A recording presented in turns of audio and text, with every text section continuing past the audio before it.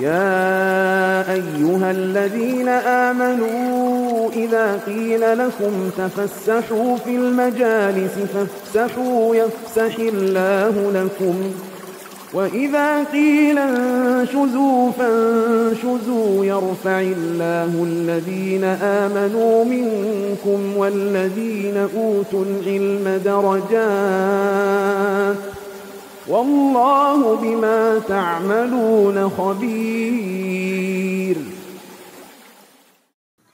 السلام عليكم ورحمة الله وبركاته.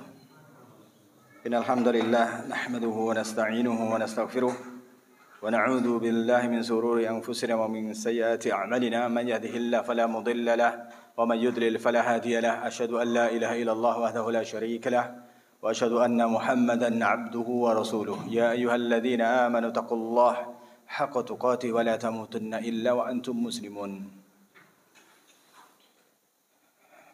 فإن خير الحديث كتاب الله وخير الهدى هدى محمد صلى الله عليه وسلم وشر الأمور محدثاتها وإن كل محدثات بدعة وكل بدعة ضلالة وكل ضلالة في النار.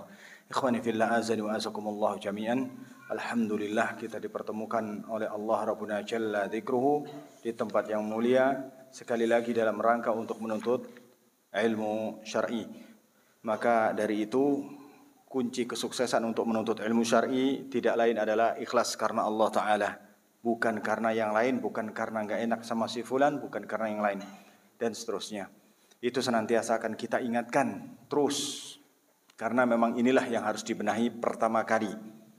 Tidak ada ibadah yang bisa diterima kecuali dengan keikhlasan karena Allah Ta'ala.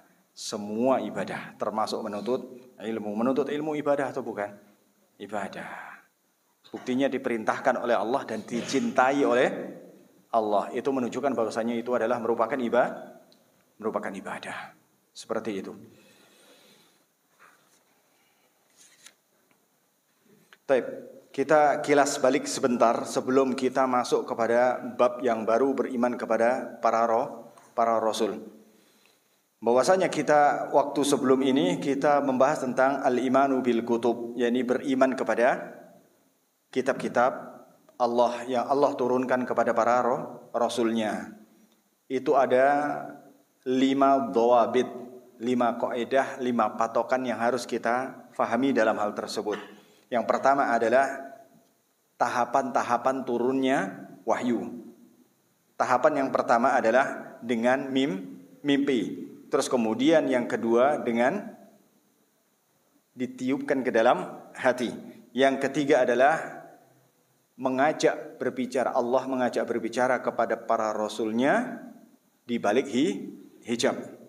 Itu maratib atau tahapan. Terus yang terakhir al-wahyu biwasitatil malak.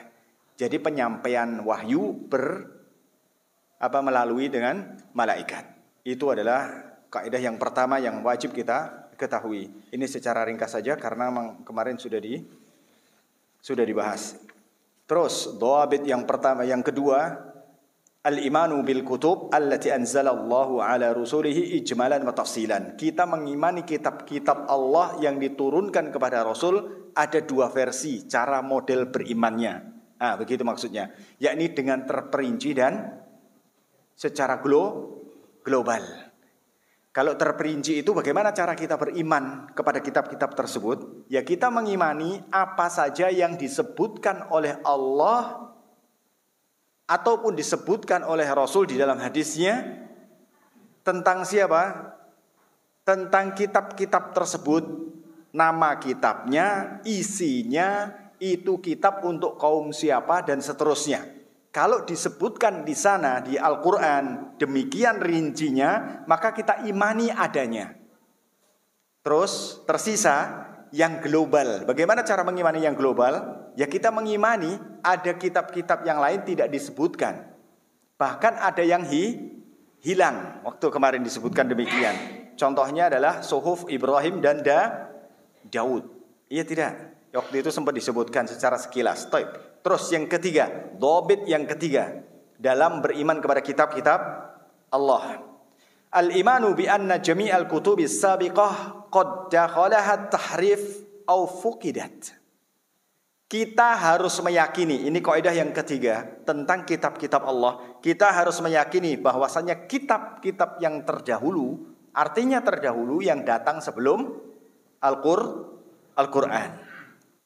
Sebelum Al-Quran itu semuanya sudah dirubah dan bahkan ada sebagian yang hilang. Itu yang harus kita yakini dalam kaidah ini.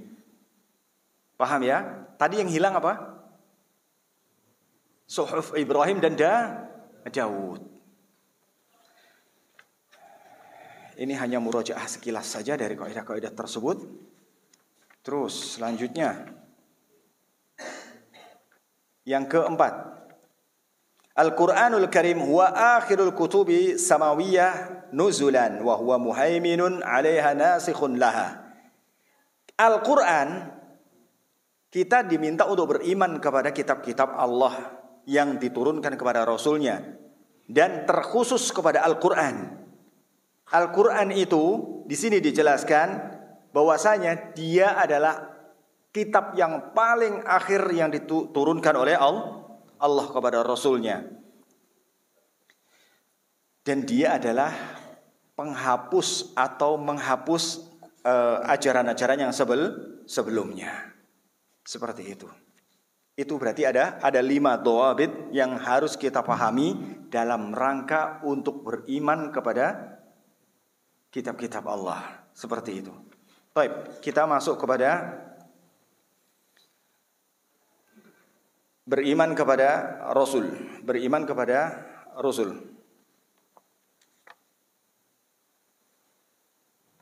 Nah, di sini ada 9 dhawabit yang disebutkan. Ada 9 dhawabit. Ada 9 kaidah patokan yang kita harus pahami dalam memahami keimanan kita terhadap para rasul. Sebelum masuk ke sana ikhwah, kita ketahui dulu bahwasanya yang namanya di sini disebutkan beriman kepada Rasul. Kita harus ketahui dulu Rasul itu apa. Di sana ada Nabi dan Rasul. Nah, pertanyaannya, apakah Nabi dan Rasul itu sama? Gitu. Iya tidak. Itu dulu sebelum masuk ke dhawabit yang pertama. Telah sepakat para ulama ikhwah, yang namanya Nabi dan Rasul sepakat berbeda. Kan bingung kan? Sepakat berbeda. Artinya gimana mas? Para ulama itu sepakat bahwasanya definisi Rasul dan Nabi itu berbeda. Artinya Nabi dan Rasul itu nggak sama. Begitu. Itu dari mana ketahuinya? Kesepakatan para ulama dari ayat-ayat Allah yang mulia. Seperti itu. Itu telah sepakat. Taib. Contohnya seperti apa? Contohnya surat Al-Hajj. Ini ana nukilkan dari beberapa kitab yang ada. Surat Al-Hajj ayat 52. Wa ma arsalna min qablika min rasulin wala nabiyyin, dan tidaklah kami mengutus sebelum engkau wahai Muhammad min rasulin wala nabiyyin, dari seorang rasul ataupun nabi. Kami tidak pernah mengutus sebelum engkau wahai Muhammad, sebelum engkau itu seorang rasul dan nabi.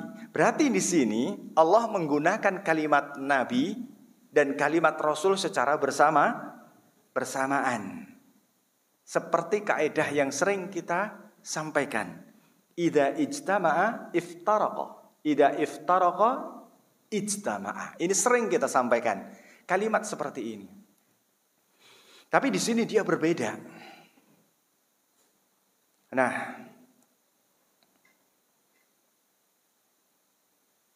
maksudnya seperti apa ikhwah? Begini, kalau yang dinamakan Rasul itu sudah pasti Nabi. Kalau dinamakan Nabi belum tentu Rasul. Berarti asumsinya, anak ulang kembali. Kalau dia disebut Rasul, dia sudah pasti Nabi.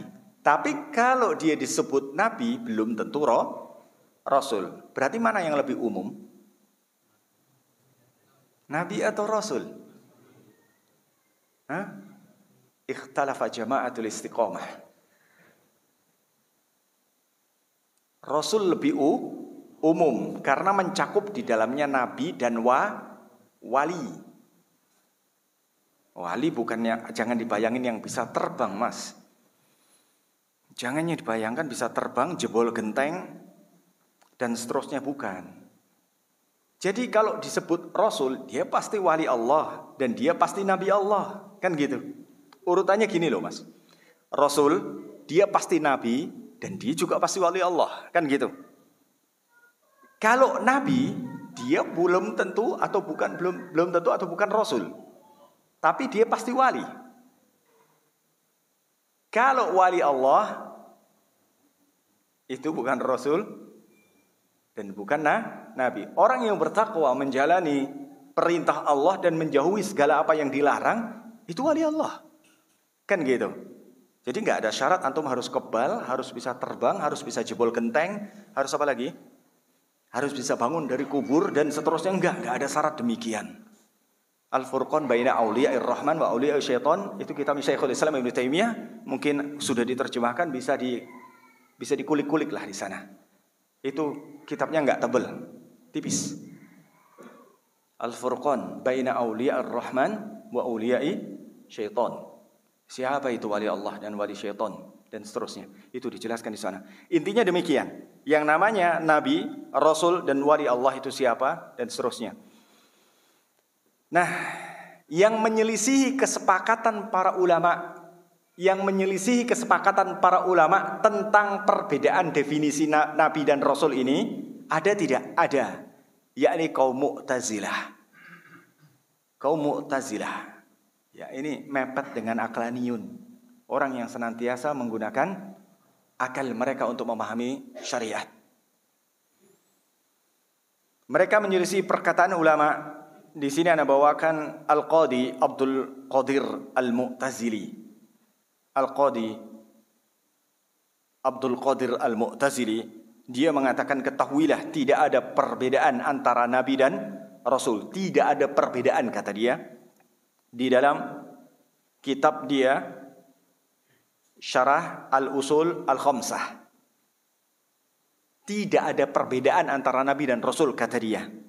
Ini perkataan kaum Mu'tazilah. Apakah ini kesepakatan mereka? Tidak.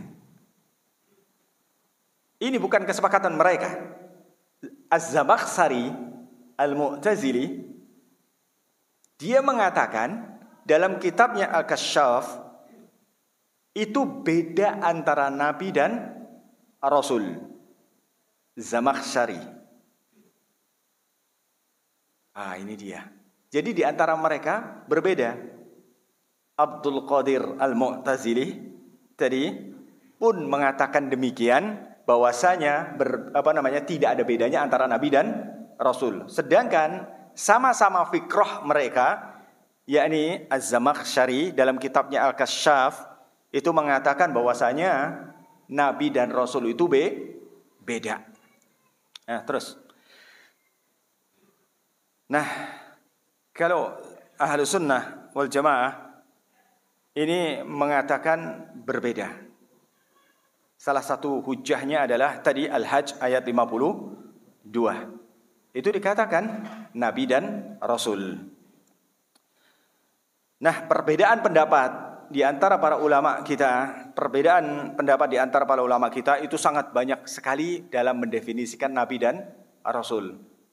Tapi bukan berarti nabi dan rasul itu sama. Gitu bedanya. Dalam mendefinisikan nabi dan rasul itu banyak sekali di antara mereka. Pendapat yang pertama, ini yang Anda nukilkan. Pendapat yang pertama, rasul adalah mendapatkan wahyu dan diperintahkan untuk menyampaikan kepada manusia.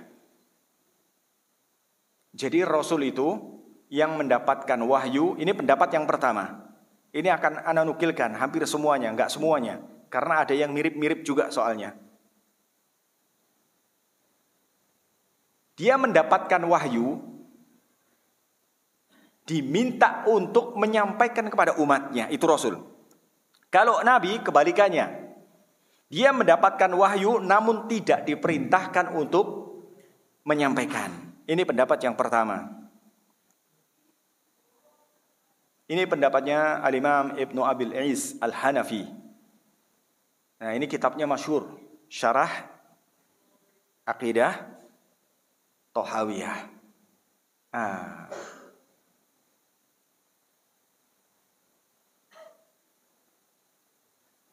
Ini namun ini pun ikhwah, pendapat ini bisa terbantahkan atau dijawab oleh sebagian para ulama kita dengan firman Allah Ali Imran ayat 187. Wa id akhadallahu mitsaqal ladzina utul kitaba litubayyinunnahu lin-nasi wa la taktumunah.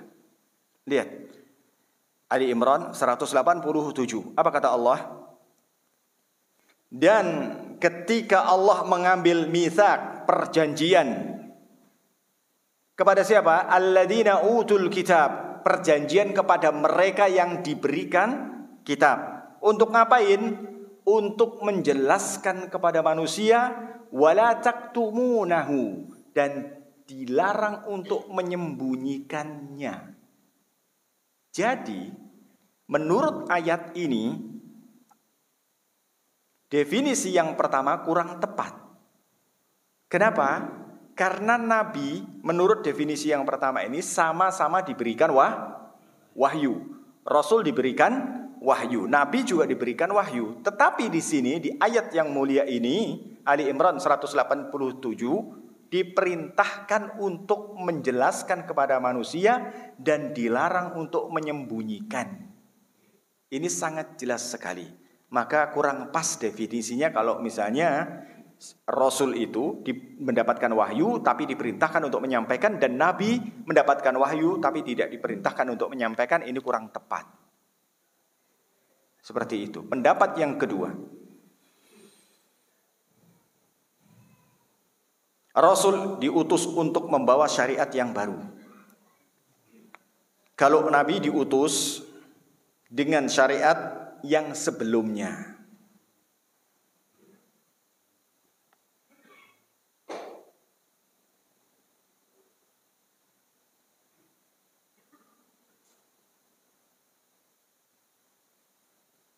Ya ikhwah, ini pun juga perlu agak sedikit dicermati bahwasanya Rasul itu yang membawa syariat baru. Dan Nabi itu diutus dengan syariat yang sebelumnya. Daud dan Sulaiman itu Rasul. Daud dan Sulaiman itu Rasul. Tetapi dia tidak dibawakan syariat baru. Melainkan Daud dan Sulaiman ini mengikuti Taurat. Lihat. Jadi definisi ini kurang pas. Bahwasanya Rasul dibawakan syariat baru, dan kalau Nabi menggunakan syariat yang sebelumnya. Daud dan Sulaiman itu Rasul. Namun keduanya ngikutin Taurat, bukan ajaran yang baru. Ini juga perlu dijelaskan seperti itu. Ini dijelaskan oleh Syekhul Islam Ibnu Taimiyah dalam kitabnya An-Nubuwah. Terus pendapat yang ketiga,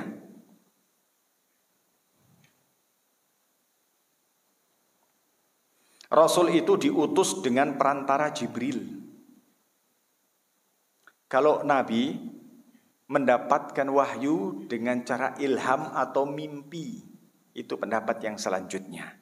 Kalau Rasul diutus dengan apa tadi? Perantara Jibril. Kalau Nabi melalui mimpi. Ini dijelaskan oleh Al-Imam Al-Qurtubi dalam tafsirnya. Dijelaskan demikian. Ini berbagai macam definisi. Tapi mereka sepakat dengan satu kata, bahwasanya Nabi dan Rasul itu berbeda dengan Mu'tazilah. Beda dengan Mu'tazilah, bahwasanya Yang tadi Abdul Qadir Al-Mu'tazili itu mengatakan apa? Nabi dan Rasul sama. Mereka sendiri juga tabrakan dengan ulama mereka sendiri. Az-Zamakhsyari, pernah dengar ya? Al-Imam Zamakhsyari. Itu bahasanya Masya Allah terkenal luar biasa Al-Imam Zamakhsyari. Cuman sebagian dari mereka juga dikomentari karena Mu'tazilahnya. Seperti itu. Baik. Pendapat yang selanjutnya adalah Rasul itu diutus kepada umat yang menyelisihi dan menentangnya. Pendapat yang selanjutnya, Rasul itu diutus kepada apa? Kepada umat yang menentangnya atau menyelisihinya. Sedangkan Nabi diutus kepada umat yang tidak menentangnya. Itu ana ringkaskan. Demikian. Nah, para ulama dari zaman dahulu kalau kita baca kitabnya sampai hari ini lebih mendekati kebenaran pendapat yang ini. Ada pendapat yang lain cuman anak nggak nukilkan karena hampir mirip dengan pendapat yang kedua. Kurang lebih sama, cuman beda-beda sedikit saja. Tetapi pada intinya yang lebih tepat adalah pendapat yang keempat ini. Apa tadi? Rasul itu diutus kepada umat yang menyelisihinya. Kalau disebut Nabi, itu diutus kepada umat yang dia itu tidak menyelisihinya atau sepakat dengan dia. Contohnya adalah Nabi Adam. Nabi Adam.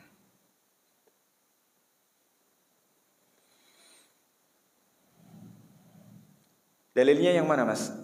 Dalilnya ketika syafaat. Ketika manusia datang kepada Nabi minta syafaat.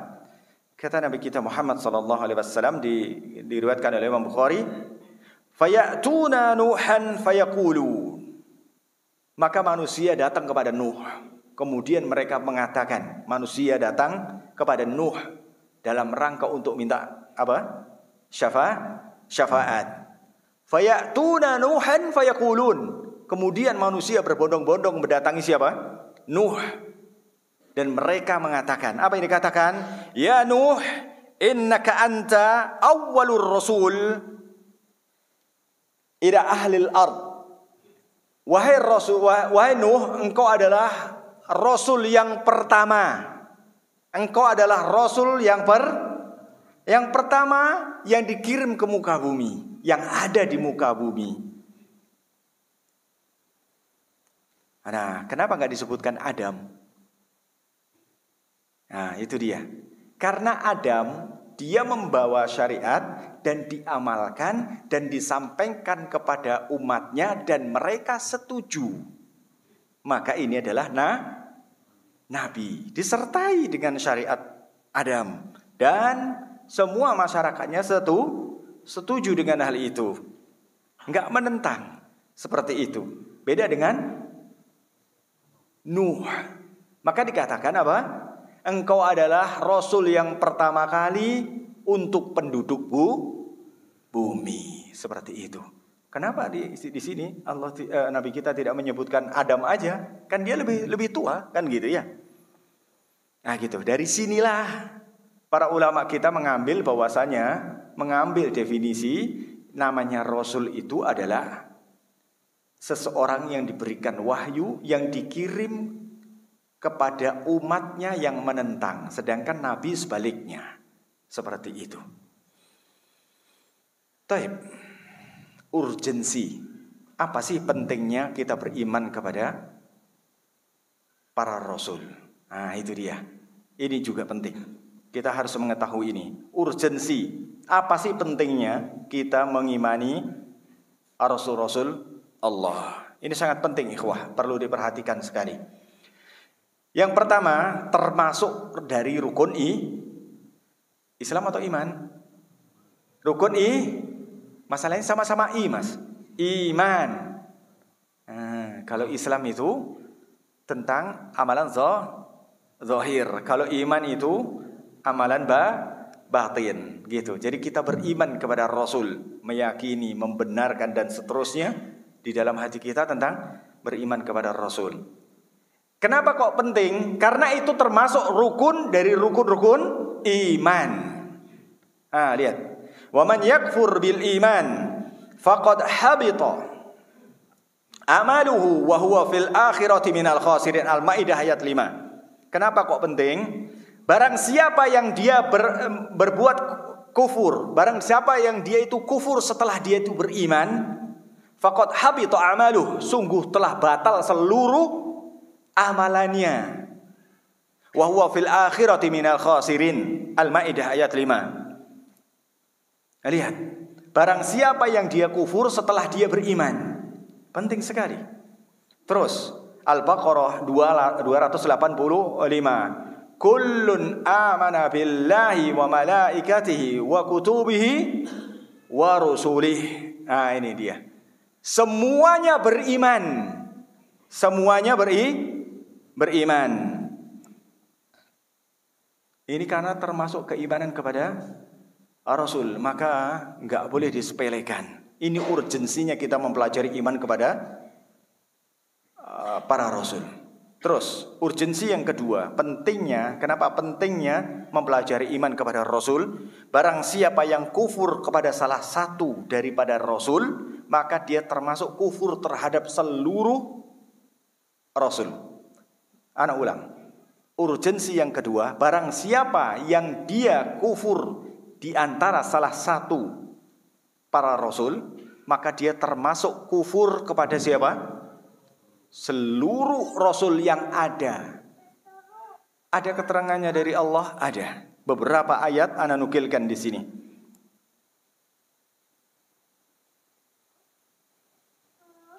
Surat Al-Baqarah yang tadi 285. La nufarriqu baina ahadin mir rusulih wa qalu sami'na wa ata'na ghufranaka rabbana wa ilaikal masir. La nufarriqu baina ahadim mir rusulih. Kami tidak membedakan satu orang pun di antara para rasul tersebut. Enggak boleh dibedakan. Ini sangat jelas sekali. Terus di ayat yang lain, Asy-Syu'ara ayat 105. Kadzabat qaumu Nuhil mursalin.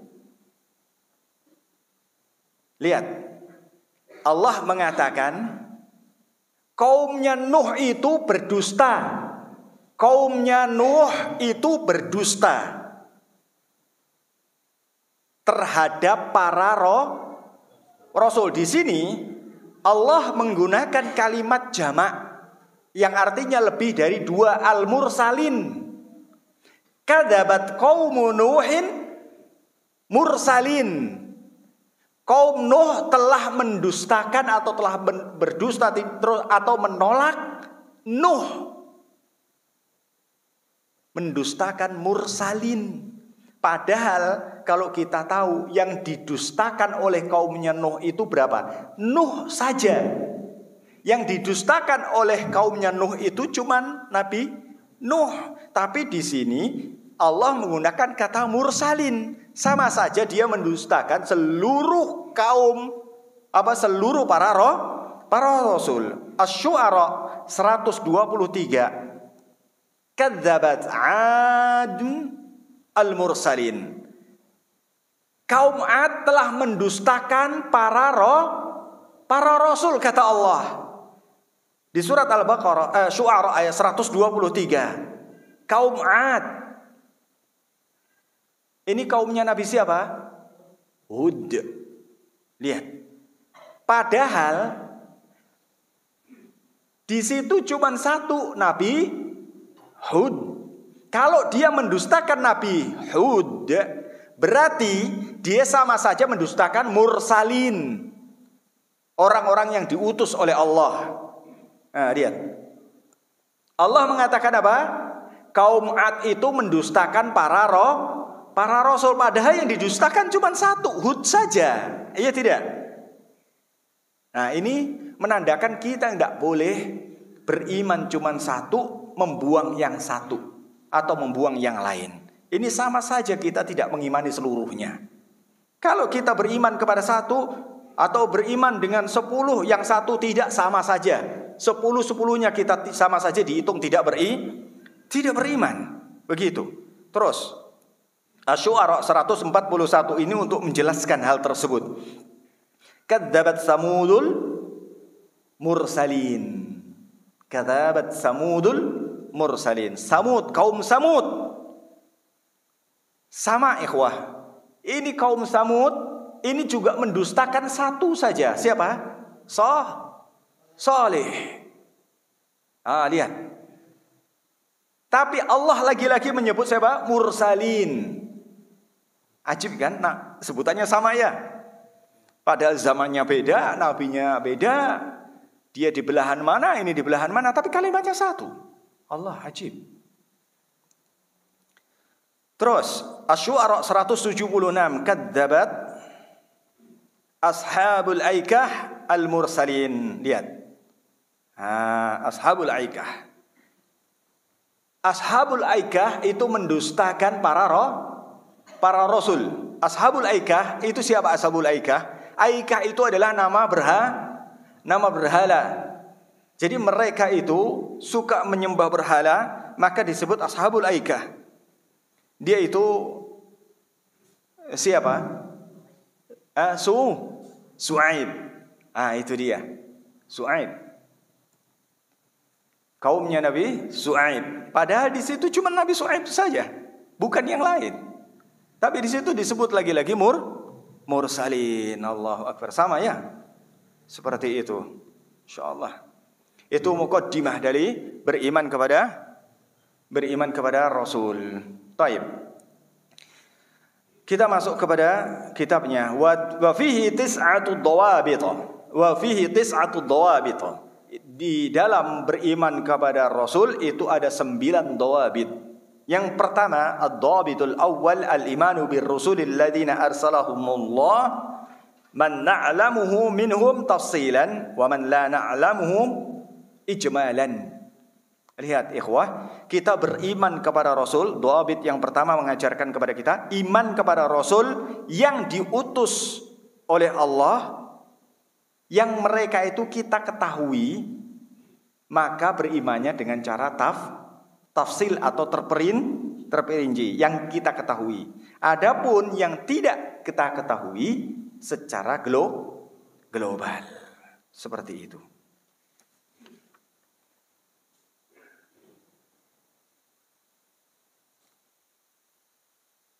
Adapun perbedaan Nabi dan Rasul tadi sudah.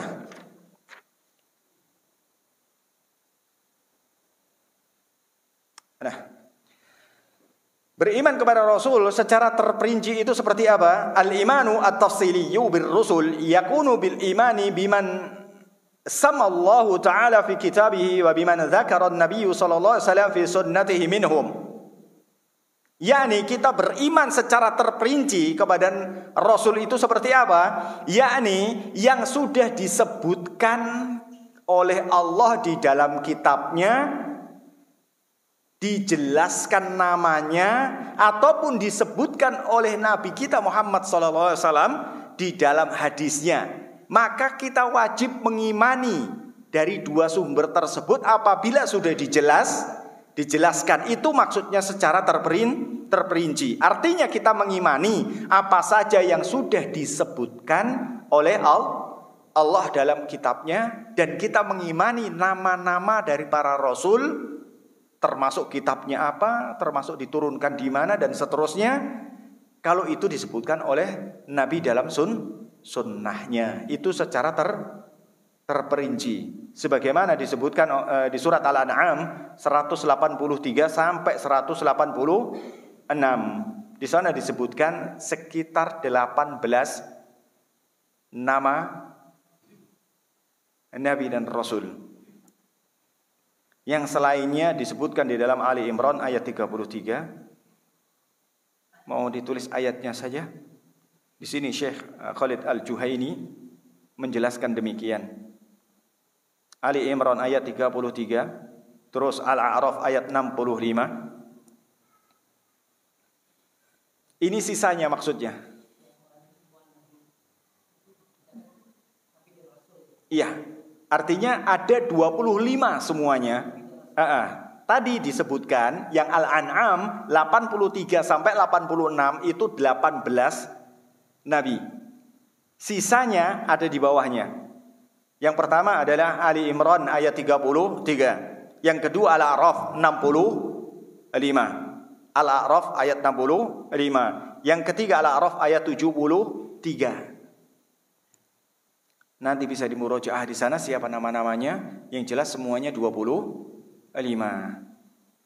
Terus Al-A'raf ayat 85.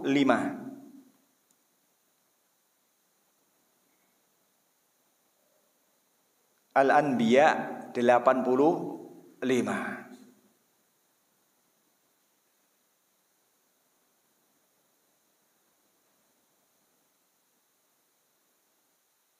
Jadi kalau kita sudah mengetahui seperti ini, ya kita harus mengimani dengan sebenar-benarnya iman secara terperinci. Yakin kalau yang disebutkan seperti ini, ya memang ada. Cuman kita enggak sampai ilmunya ke sana, kita cukup mengimani seperti itu. Terus perkataan beliau Syekh Wahid Abdul Salam Bali, beliau mengatakan wa man la na'lamuhu ijmalan. Kita mengimani nama-nama mereka. Siapakah mereka secara global? Kalau enggak disebutkan secara rinci di dalam Al-Qur'an. Ini kaidahnya. Yang tadi terperinci, kaidahnya demikian. Apabila disebutkan dalam Al-Quran dan Sunnah secara terperinci, baik namanya, kitabnya, kaumnya, dan seterusnya, maka kita imani dengan apa yang ada yang disebutkan di dalam Al-Quran dan Sunnah. Dan apabila tidak disebutkan, banyak yang tidak disebutkan. Nabi itu sekitar 1000 sekian, sedangkan Rasul itu 300 sekian. Jadi banyak. Ini baru 25, seperti itu. Jadi secara global, kalau secara global disampaikan ya kita meyakini bahwasanya ada, cuman belum sampai beritanya kepada kita seperti itu. Al-imanu ijmaliyun bir-rusuli yatadammanu iddata umur. Nah, sekarang bagaimana cara mengimani yang secara global itu? Maksudnya kaifiyahnya seperti apa? Apa yang kita lakukan dan bagaimana cara kita beriman kepada Rasul secara global. Bagaimana? Yang pertama diberikan penjelasan oleh Syekh Khalid Al-Juhani. At-tasdiqu al-jazimu bi anna Allah Ta'ala ba'asa fi kulli ummatin rasulan yad'uuhum ila ibadatillahi wahdah la syarika lah wal kufra bima yu'bad min dunillah. Ini dia penjelas, Masya Allah, luar biasa ikhwah. Yakni membenarkan dengan pasti bahwasanya Allah itu mengutus. Ini bagaimana caranya kita beriman secara global. Membenarkan dengan pasti bahwasanya Allah itu mengutus Rasul pada setiap kaum. Yakin, pasti, jelas bahwasanya Allah itu mengutus pada setiap kaum itu seorang Rasul. Terus tugasnya untuk apa? Yad'uuhum ila ibadatillahi wahdah. Mereka diperintahkan untuk menyeru beribadah kepada Allah semata. La syarikalah, tanpa menyekutukannya. Wal kufra bima yu'bad min dunillah, dan kufur terhadap sesembahan selain Allah. Jadi dari judulnya saja, Mas, itu kita sudah jelas. Tidak cukup cuman menyembah Allah semata. Karena dibarengin dengan kalimat yang kedua, yakni apa? Wal kufra bima yu'bad min dunillah, dan harus kufur terhadap segala sesembahan selain Allah. Ini judul yang diberikan oleh Syekh Khalid Al-Juhani. Apakah perkataan beliau ini ada dasarnya? Kan gitu ya. Karena setiap perkataan itu bisa ditolak dan diterima. Kecuali sahib hadal qabr, kata Imam Malik. Kecuali yang memiliki kubur ini. Ketika itu namanya Imam Malik kan tinggalnya di mana, Mas? Di Madinah. Yang ditunjuk adalah kuburnya Nabi. Jadi kalau sudah Nabi yang ngomong, nggak boleh diterima, nggak boleh ditolak, ya harus diterima. Gitu. Kalau selain Rasulullah, ya boleh diterima, boleh ditolak. Lah ini kan tapi imam kita, imam Anda Nabi bukan. Berarti bisa di cross check dengan amalan para sahabat dan yang lain-lain dan seterusnya. Kullu bani Adam khata' wa khairu khata'ina tawwabun. Ini masuk kepadanya pelajaran tentang manhaj. Nah, seperti itu. Inilah manhaj. Jadi bagaimana cara kita bersikap dan memahami dalam sebuah nas Al-Quran ataupun As-Sunnah. Nah, seperti itu. Taib. Dalilnya An-Nahl ayat 36. Ini perkataan Syekh Khalid Al-Juhani. Keterangan tersebut yang disampaikan oleh beliau An-Nahl ayat 36. Walaqad ba'asna fi kulli ummatir rasula an i'budullaha wajtanibu taghut. Walaqad ba'asna, dan sungguh, bukan qad ba'asna saja, tapi di situ menggunakan dua taukid. Walaqad ba'asna, dan sungguh benar-benar kami mengutus. Lihat. Beda bahasa Indonesia, enggak ada dua penguat ya. Satu penguat enggak ada. Pinjem penguatnya, swear. Sumpah. Gitu ya. Walaqad ba'atsna fi kulli ummatir rasula, dan sungguh benar-benar kami telah mengutus pada setiap kaum itu adalah rasul. Jadi setiap kaum ada rasul. Untuk apa tugasnya? Sama kayak judulnya tadi, ani'budullah. Untuk menyembah Allah semata. Cukup enggak? Enggak. Kata Allah enggak cukup, harus dilanjutkan ke ayat yang selanjutnya. Wajtanibu taghut, menjauhi taghut. Enggak sampai menyembah, Mas. Mendekat aja enggak boleh. Kalimatnya wajtanibu taghut. Perhatikan bentuk kalimat yang dibawakan oleh Allah di dalam kitabnya. Ajib kan? Bukan menyembah, bukan mendekat. Mendekat aja enggak boleh, Mas. Wajtanibu taghut. Apa taghut, Mas?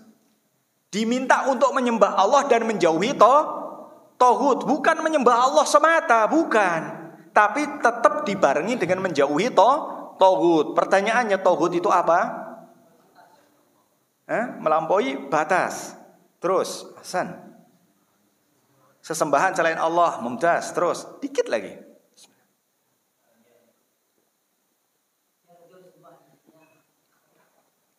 Mumtaz, hampir senada. Dan dia redho. Entas, sesembahan yang disembah selain Allah, tetapi dia redho. Jadi begini, Mas, aplikasinya definisi ini. Jadi ada seseorang menyembah selain Allah. Kalau dia nggak redho, berarti dia bukan taghut. Yang disembah itu tidak redho, berarti dia bukan taghut. Kalau yang disembah itu bangga, demen kalau bahasa kita ya. Ini demen ya. Dia suka disembah dan dia redho dengan penyembahan tersebut, inilah taghut. Aplikasinya seperti apa, Mas? Kalau ada orang menyembah nabi, menyembah malaikat, menyembah nabi, contohnya siapa, Mas? Nabi Isa alaihissalam disembah, dituhankan. Pertanyaannya, apakah dia redha? Tidak. Ini bukan taghut. Kalau nggak ada kalimat terakhir ini, maka niscaya Nabi Isa jadi taghut. Kalimat terakhirnya apa? Dan dia redha. Ini definisi dari ulama kibar. Ibnu Qayyim Al-Jauziyah rahimahullah ta'ala rahmatan wasi'ah. Lihat, Masya Allah. Contohnya taghut. Iya, contohnya seperti itu. Terus ada lagi. Kalau seseorang menyembah seseorang yang lain dan dia redha, artinya begini, Mas. Menyembah itu bukan berarti dia cuma sujud saja. Oh, saya nggak sujud kok kepada dia. Masa iya saya dikatakan nyembah? Nah, ini definisi yang kurang tepat. Sujud itu adalah salah satu bentuk penyembahan. Paham sampai sini? Tapi bukan semata-mata cuman sujud saja yang namanya menyembah. Bukan, bedakan. Menyembah itu membenarkan yang salah dan menyalahkan yang benar. Barometer salah benarnya ada di mana? Alkitab dan sunnah. Kalau Allah dan Rasulnya mengatakan haram, terus orang tersebut mengatakan halal, ataupun sebaliknya, dan dibenarkan oleh yang menyembah dan disembah, inilah tauhid. Jadi nggak semata-mata harus dia itu sujud. Penyembahan nggak cuma cukup sujud saja, Mas. Namanya doa. Tawakal itu juga beribadah kepada makhluk. Paham maksudnya, Mas? Jelas, Tum? Jelas nggak? Ana ulang kembali. Karena ini krusial sekali, Mas. Yang namanya menyembah, beribadah kepada selain Allah itu bukan semata-mata dia cuman sujud. Itu poin yang pertama. Poin yang kedua, yang namanya beribadah itu bentuknya bukan sujud saja. Bentuknya adalah doa, tawakal, berharap, takut. Terus apa lagi? Khauf, roja, ya berdoa dan seterusnya. Doa. Kalau dia berdoa kepada selain Allah dan itu tidak bisa diijabah dan dikabulkan kecuali Allah, maka ini termasuk dia beribadah kepada selain Allah. Contohnya bagaimana? Ya wali fulan, tolong dekatkan jodoh saya. Ya wali fulan, serupakan wajah saya dengan Nabi Yusuf. Oh, misalnya demikian. Bagi antum yang sudah ganteng-ganteng tidak perlu berdoa begitu kan? Gitu contohnya. Itu adalah sesuatu permintaan dari makhluk kepada makhluk yang memang itu tidak mungkin bisa dilaksanakan kecuali Allah. Hanya itu yang memiliki hak prerogatif, hanya yang memiliki Allah. Seperti itu. Ya, paham ya? Itu namanya ibadah. Sebenarnya nanti ada penjelasan sendiri tentang ibadah. Kalau secara ringkas, ibadah yang disampaikan oleh Syekhul Islam Ibnu Taimiyah ismun jami'un likulli ma yuhibbullahu wa yardahu minal aqwal wal af'al dhahirah wal batinah. Yaitu seluruh perbuatan seorang hamba. Intinya demikian, yang berbentuk perkataan ataupun perbuatan yang dia itu perbuatan ataupun perkataan yang tampak ataupun yang tidak tampak, dan yang hal tersebut dicintai oleh Allah. Segala macam yang dicintai oleh Allah, bentuknya perkataan ataupun perbuatan, baik itu yang tampak ataupun enggak tampak, itulah yang namanya ibadah. Demikian. Dan itu ibadah seperti itu tidak boleh diserahkan kecuali hanya kepada Allah Rabbuna Jalla Dzikruhu. Ini kita beri dulu. Sebentar lagi. Baik. Jadi ikhwah, judul yang ditetapkan oleh Syekh Khalid Al-Juhani sini tidak bertabrakan dengan syariat. Walaqad ba'asna fi kulli ummatir rasula an ibudullaha wa tajtanibu taghut. Surat An-Nahl ayat 30. Ini sesuai. Terus yang kedua, bagaimana cara kita beriman secara mujmal? At-tasdiqu bi annahum kullahum kanu 'alal haqqil mubin. Kita beriman kepada nabi dan rasul yang dia itu disampaikan secara mujmal. Nanti insyaallah nanti kita lanjutkan sedikit lagi. Kita break dulu untuk azan salat Isya. Tafadhol.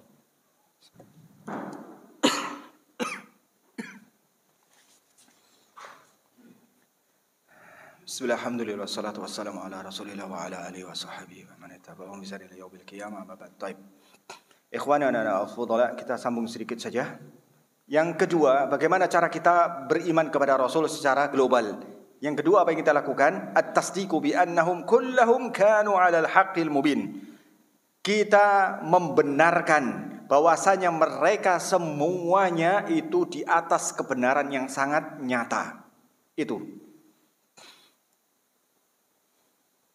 Yang ketiga, jadi intinya kita membenarkan semuanya. Membenarkan siapa? Seluruh nabi dan rasul, baik yang diberitakan ataupun yang tidak diberitakan, yang kita tahu namanya ataupun yang tidak tahu namanya, meyakini bahwasanya mereka semuanya di atas kebenaran. Dengan kebenaran yang sangat nyata. Itu intinya. Jadi kita yakini seperti itu. Terus yang keempat, at-tasdiqu bi anna asla da'awatihim wahidatun wa hiya da'watu ila tauhidillahi wa amma syara'i'uhum famukhtalifatun.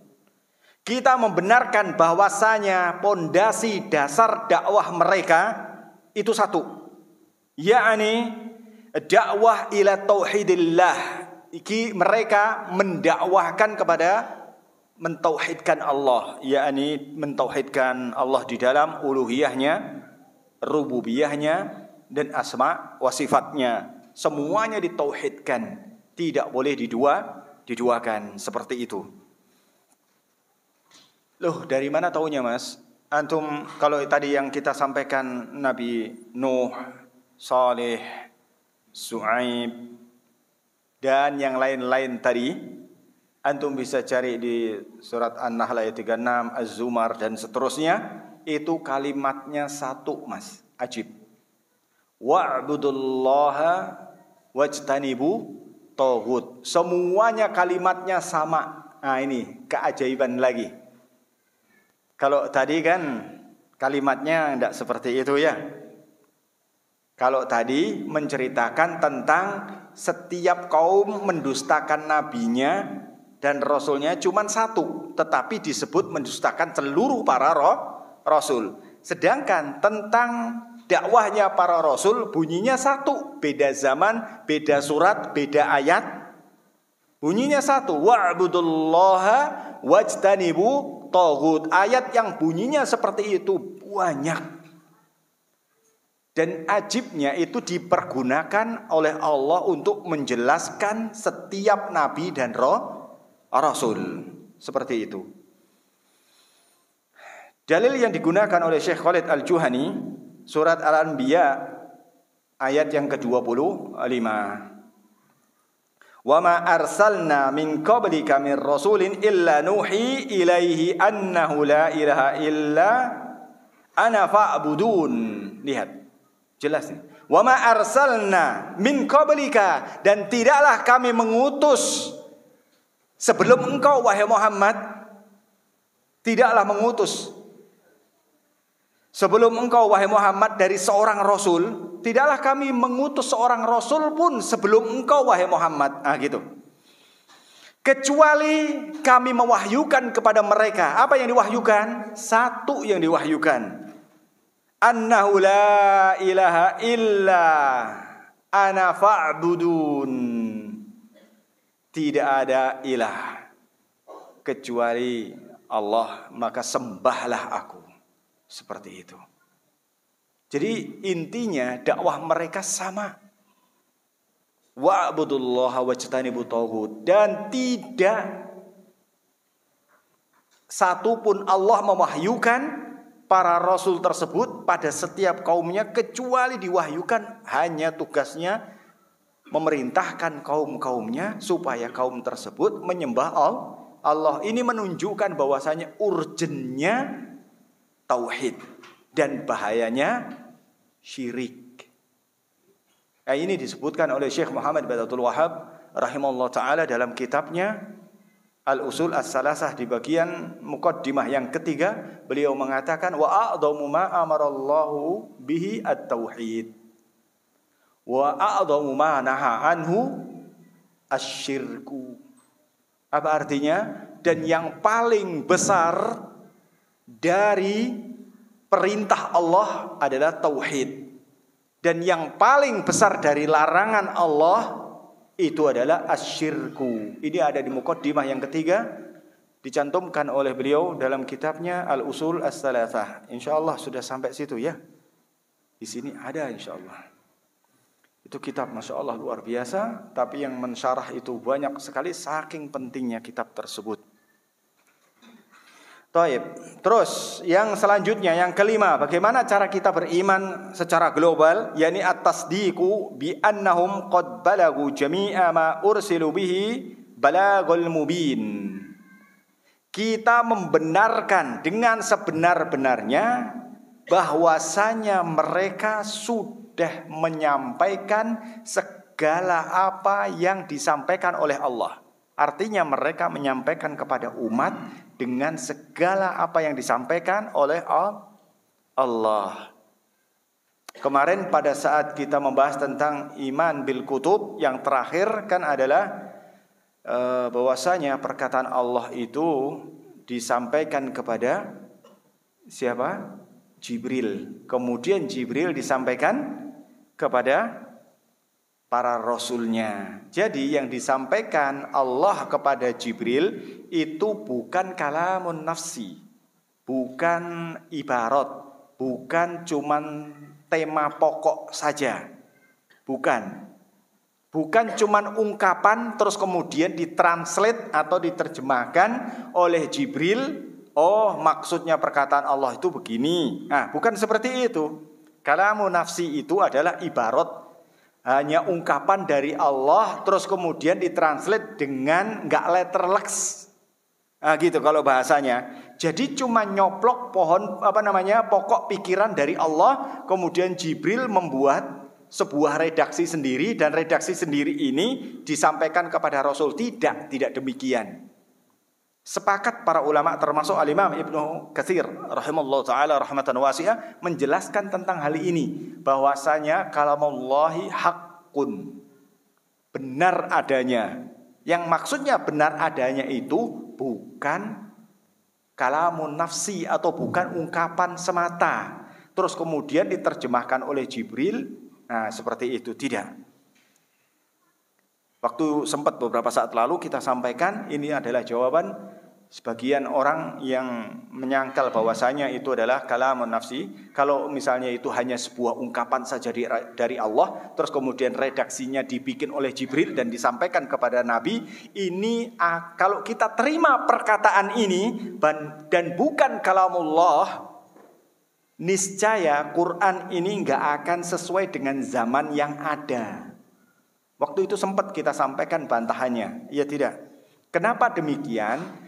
Kalau memang itu hanya ungkapan semata yang dicetak oleh Jibril alaihissalam, terus kemudian disampaikan kepada Nabi, berarti Nabi akan mengeluarkan redaksi sendiri. Paham sampai sini? Redaksi itu adalah kata-kata yang disusun oleh Nabi. Kalau bahasanya begitu, redaksi. Berarti susunannya buatan Nabi sendiri. Berarti kalau kayak gitu, model seperti itu kita terima, nanti celahnya ada di mana? Rasul, dia akan membuat redaksi sesuai dengan kondisi yang didapatkan pada zamannya, kondisi hatinya, dan kondisi peperangan atau tidak peperangan. Seperti itu. Berarti kalau sudah begitu, berarti di lain zaman yang Quran tersebut didengar di daerah yang misalnya tenang, kalau dulu kan musim perang, zamannya Nabi kan gitu ya. Berarti kurang cocok. Paham gak mas? Nah, ini jadi celah bagi kaum liberalis yang mengatakan bahwa Quran itu gak laku, gak sesuai dengan zaman. Inilah mas, bukan cuman sekedar halo mas, kalamullah sama bukan kalamullah dibahas. Bukan mas, rentetannya banyak. Akhirnya Quran ndak laku. Itu tujuannya siapa? Kaum liberal. Ya gitu. Paham ya mas? Semoga manfaat yang sedikit ini. Kita tutup dengan doa kafaratul majelis. Subhanakallahumma bihamdika asyhadu an la ilaha illa anta wa astaghfiruka wa atubu ilaik. Wassalamualaikum warahmatullahi wabarakatuh.